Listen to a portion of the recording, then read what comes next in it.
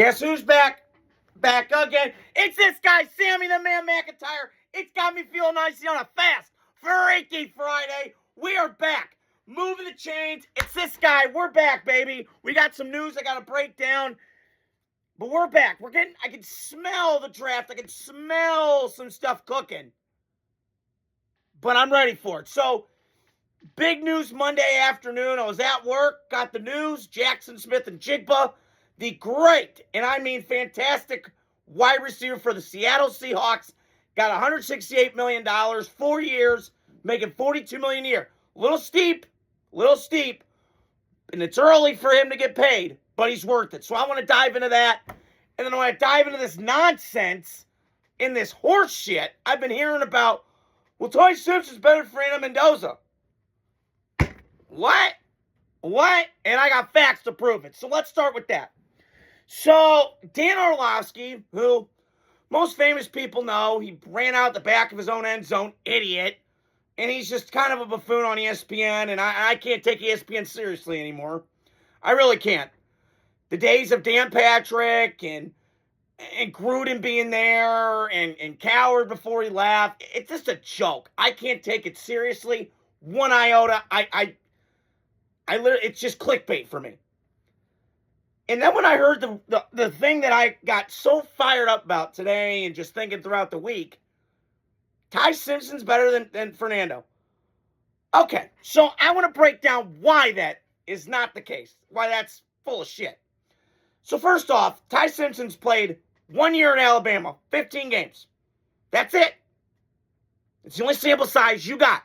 15 games for Ty Simpson. So that's number one. Number two, how is it that end of the year, the more defense coordinators got on Ty Simpson, the worse he got?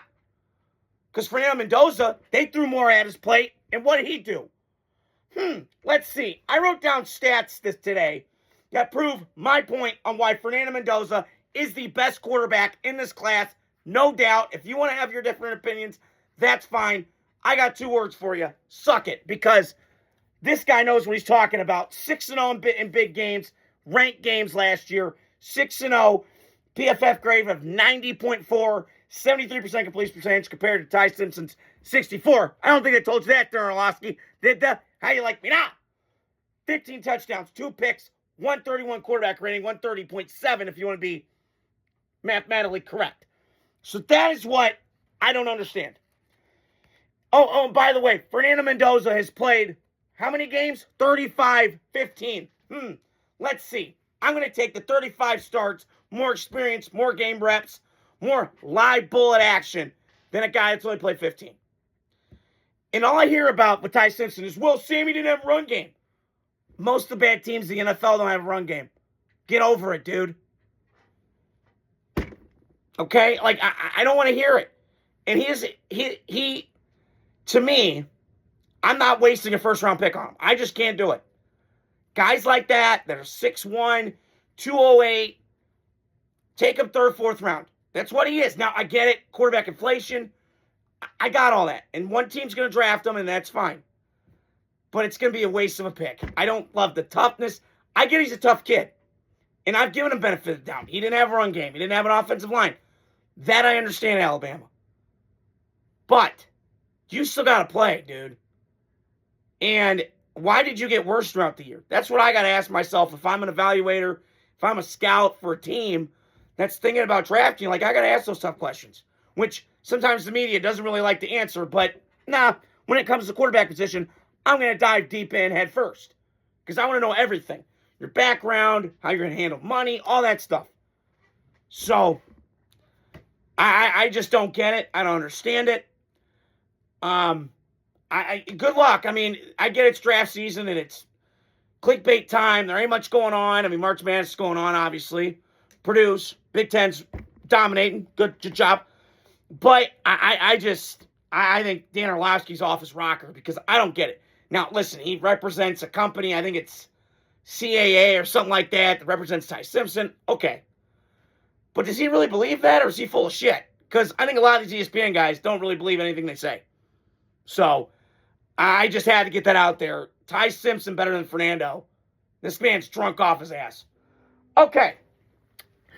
So, as I mentioned at the top, Jack Smith-Njigba got $42.2 million annually per year.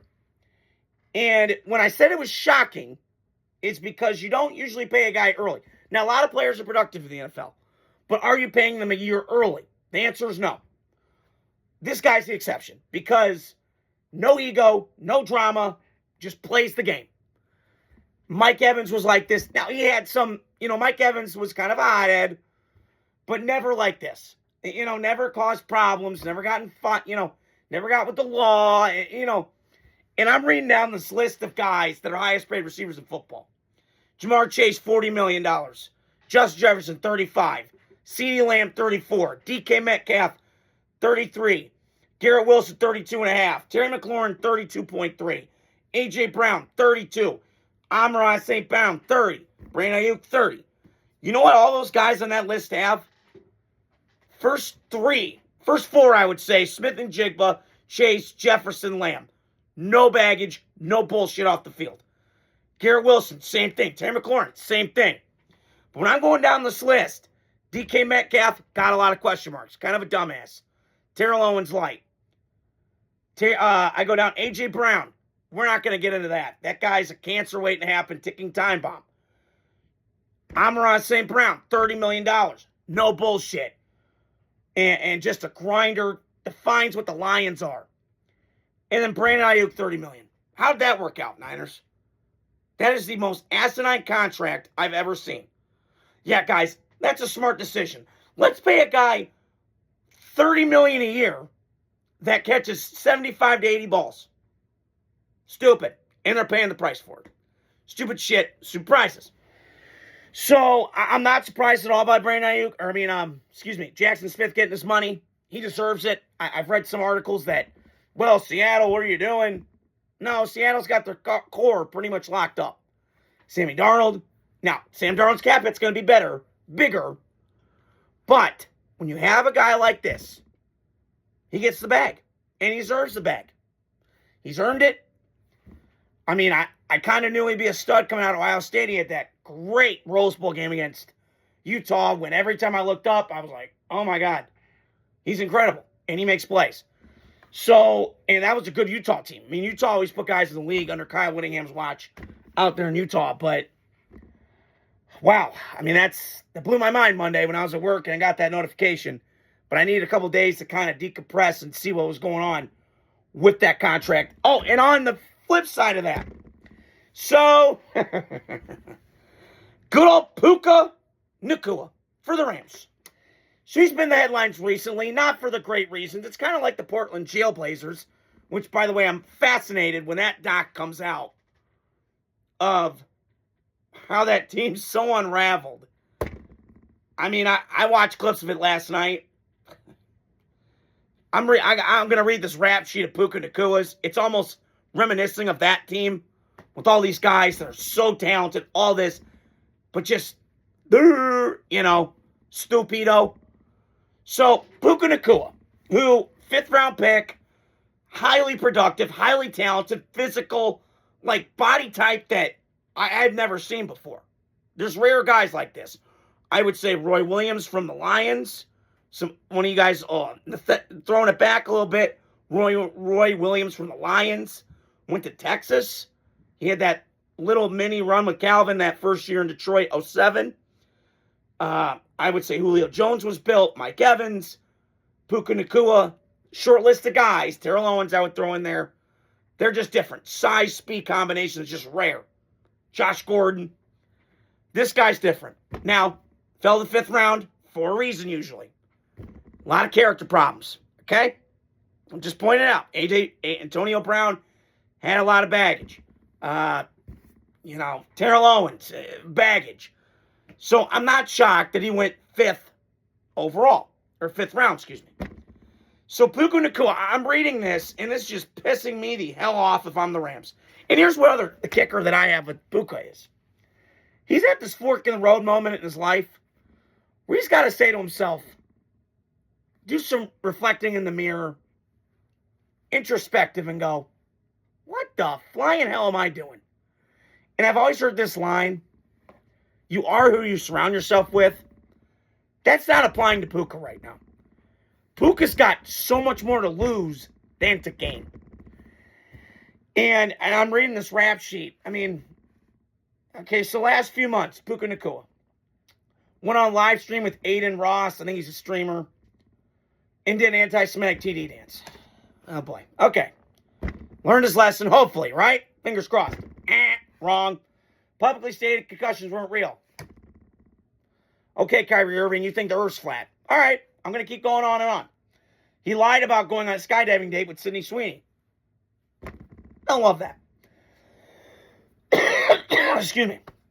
Brother was arrested for stealing an NBA player's car. Stupid. And then went on live stream accusing NFL refs of making up calls to tell their friends that are on TV. Oh, brother. Okay. Couple more. Losing the AFC Championship game. All right. Happens. Devontae Adams, I think, is 0-5. Not all his fault. And then got wasted in Super Bowl parade and made fun of Sam Darnold. Okay. But the most recent one, he said, I effing hate Jews. Uh-oh. Now, allegedly, he bit a woman and made anti-Semitic comments. You know what this is? This is a drip, drip, drip, drip, drip, drip effect. The faucet's going to explode at some point in your house. That's what Puka is right now. And what cracks me up is he's around high-level guys. Stafford, married, kids. You know, mature guy. Devontae, vet, kids, all that. Cooper Kupp, who he was with last year before Cooper Kupp went to Seattle. Kind of back nine of his career. Same thing.